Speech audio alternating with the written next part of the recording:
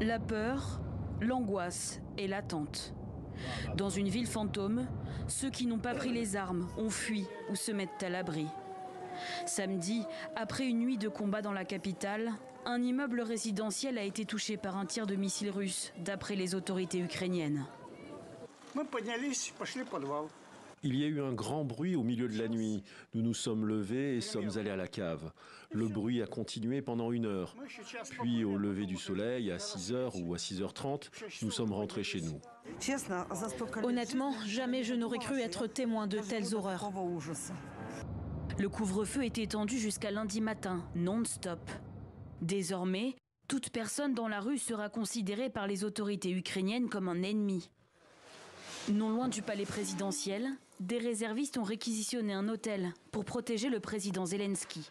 Les Russes n'ont pas réussi à prendre le pays et la ville en 24 heures comme ils le pensaient. Maintenant, on peut voir dans le regard de Poutine qu'il a peur. Les forces ukrainiennes ont fait état de violents combats à 30 km au sud-ouest de la capitale.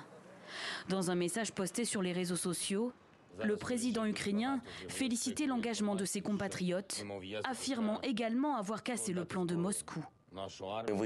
Nous avons résisté et repoussons avec succès les attaques ennemies. Kiev et les principales villes autour de la capitale sont sous le contrôle de notre armée.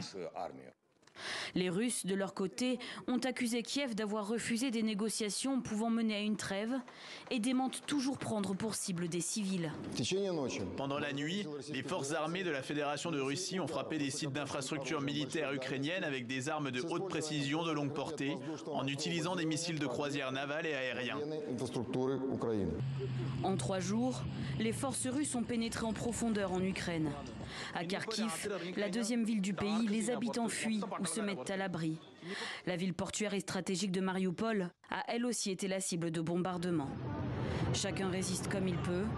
Ce soir, le ministère de la Défense russe vient d'ordonner à l'armée d'élargir son offensive.